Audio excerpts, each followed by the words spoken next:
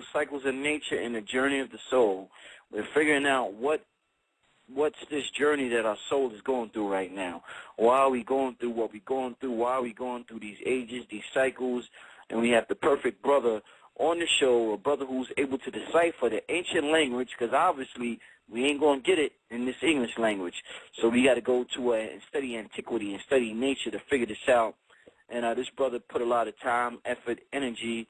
You know, his life has been dedicated into doing this. This brother's a wonderful artist.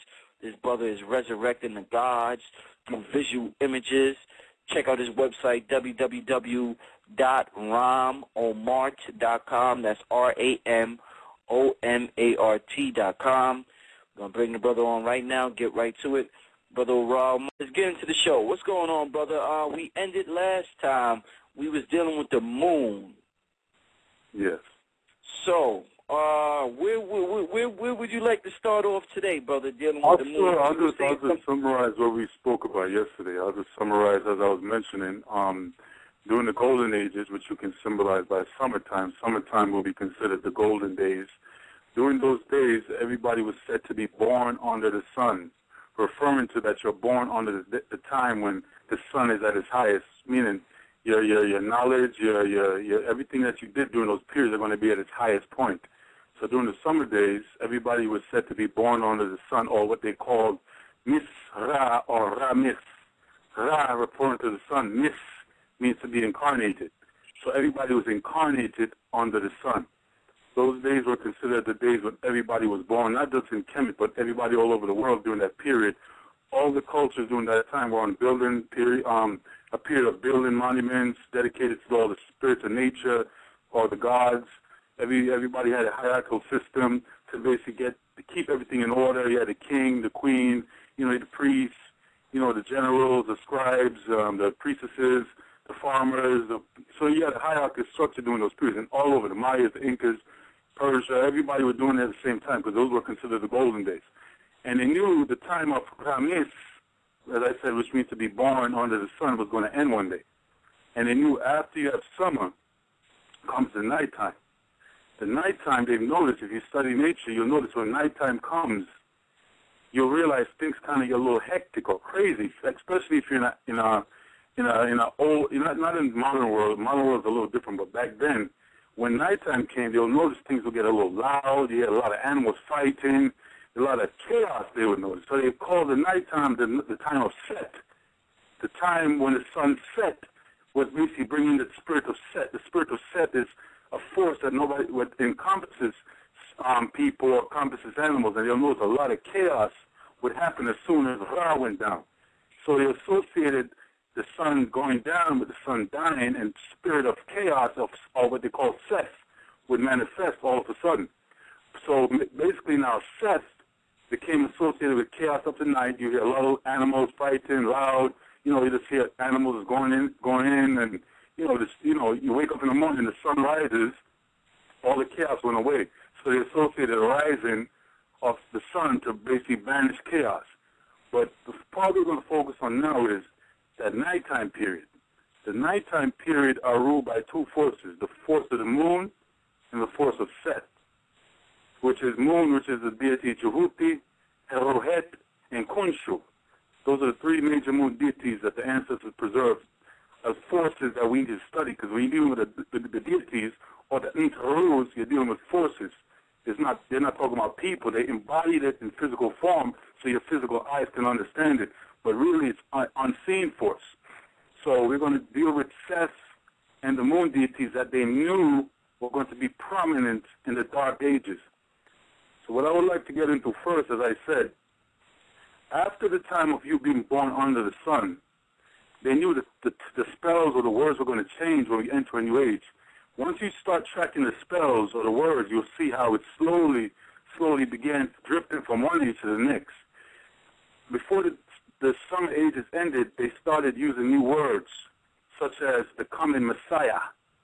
Why would they keep using these terms all of a sudden? That there's somebody that's supposed to come to save everybody. But when you decipher the spell, you hear the word Yah. In the Medinachere, the word Yah means moon. They're like, why would the ancestors call the moon Yah? Because when you go back to pre-dynastic, basically before you had monuments and things like that, and civilization, when everything was scattered in different tribes that used to migrate with the animals, if you were in the jungles at night, just like as I broke down an interview I did in the past, during the daytime, the loudest animal you heard on the African plain was the lions, or what we call roar. When the sun rose, the loudest sound you heard all over the country was roar. So they called the sun roar. So now the sun became associated with the power of roar, or the lion, what we call the lion today. But when the sun went down, there's another animal that seems to have a loud presence at night. And this animal is what we call Ian. Ian is what we call today a baboon. Baboons were said to be messengers. But you're like, why would the ancestors consider the baboon a messenger? Because what they would notice is baboons would stay in the trees. And while they were in the trees, they would seem to be looking down like they're like in a watchtower, watching to see if something's going to happen. They were actually watching for predators, because you had gazelles, you had deers on the floor grazing, but baboons are always in the trees looking around like they're on the lookout. So when they saw a predator coming, they would go, yahoo, yahoo, yahoo. So basically they'll make a sound to let everybody know there's a predator on this way. So the baboons became associated with giving a message or a warning. So they called the baboons the messengers. They were warning that danger is on the horizon. So we call the moon Yah from the sound of the baboon. So the loudest sound in the jungle during pre-dynastic was yahoo, yahoo. So the ancestors now associated the term Yah with the baboon and with the moon. And they would notice the baboons would be very loud during the full moon. And another aspect of the baboon deity or the messenger was the baboon had hands like humans to write. As I said, Jehuti, the ibis bird, had a beak that was shaped like the crescent moon and had a beak to dip in the mud, which symbolized ink to write. But the baboon now, another animal that worked through the moon, had hands to write like humans. So they considered the baboon to be wise because it had human hands and it could write with it. It could write messages. And what they did is, as I said, they took the deity, Jehuti, the ibis, and they took the baboon as his assistant, Ian. So now you have Jehuti and Ian. You have Jehuti and Yah, the baboon. So when you look at some of the titles the ancestors used, like Yamis, Yamis means to be born of the moon. Yah, moon, means to be born. When certain peoples came in, they learned these secrets and started using the term Yamis, but they reversed it and called it Misyah, meaning the coming moon the coming people that's going to be born under the moon. Misyah means to be born under the moon, which became the Messiah. So now everybody's looking out for somebody to be born under the moon age, which they keep referring to as the coming Messiah. So that's where you get the word Messiah. It means to be born, miss, of the moon. So let's get back to a term that I wanted to break down. I broke down briefly yesterday, which was the deity Jehuti. When you look at the papyrus for the underworld, you would notice that Jehuti will be on the scales or in the judgment hall in front of Osir, watching your heart being weighed. As I broke down, the word for heart is Ab, because the ancestors symbolize the heart by the sound it makes, which is Ab, Ab, Ab. And they will put your heart on the scale to symbolize it, to see if your soul is heavy or your soul is light. Meaning your ignorance in the physical world makes your soul become heavy. The knowledge you've gained and the experience you've gained basically makes your soul light. So if your soul is heavy, it basically means you didn't get enough information, you're going to have to come back. But if your soul was light, they would call that symbol the Abheru, or the light heart. Abheru. So now you have the term Abheru. Then you have Jehuti, which is writing on a scroll, writing down your judgment. So you have Jehuti there. So Jehuti is associated with the moon. The moon is called Yah. Then behind Jehuti, you have the deity Osir, who's the judge. The Osir symbolizes the other half of your soul that's stuck and trapped in linen or in a cocoon that cannot move till you free it. As I broke down in the first interview, the ancestors describe Osir as the other half of your soul that's waiting for you to come back with food for thought or knowledge. So you have Osir on the throne, you have Jehuti, then you have the heart. These symbols became physical. A group of people came in and these symbols and made them physical. They started, instead of using the term Adheru, they start calling themselves Hebrew. Instead of referring to the deity Jehuti, the spiritual force, they made it physical and called themselves Jews. They took the term Yah, the moon, and created Yahweh. So they are basically saying they're the followers of the moon. They took the deity Osar, the Lord of fertility, the Lord of resurrection, the Lord of death. The Lord, when everybody passed on, they wanted to meet Osar. As I said, Osar is the other half of your soul. So everybody was actually glad to descend in the underworld. But what they've done is they took Osar, who's sitting on Aset's throne. The symbol of Aset's throne is shaped like the letter L. The L is in a 90-degree angle, which is a square. So you see Osar sitting on a 90-degree square.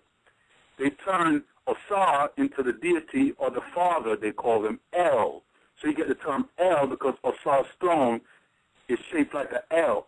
So if you look at the word Osar, you look at the throne, you see an eye, and you see a little man sitting there. That's the symbol for Osar. So now you get the term El, which in Hebrew became God. Now you have the term Averu, which became Hebrew. Now you have the term Yah, which became Yahweh. And you have the term Jew, which became Jehuti. So basically, I'm just breaking this down briefly so you can see now when you transfer into a new age, you see how one thing went from a spiritual thing to now physical people who are claiming these titles as, birthright. But actually it was meant to happen because, as I said, once you transfer from the golden age of the sun, you transfer to the dark ages. Once you transfer to the dark ages, the sun people's power are going to diminish, and at the same time, people who claim connection to the moon, their power is going to slowly rise. It's just a cycle of nature, as I said. After September, the month of Jehuti, September is referring to when the sun starts to die. Basically, the sun starts going downhill. This is why in September, the leaves begin to fall off the tree because you're going into fall. As I said, the leaves begin to fall off the tree in the 7th month.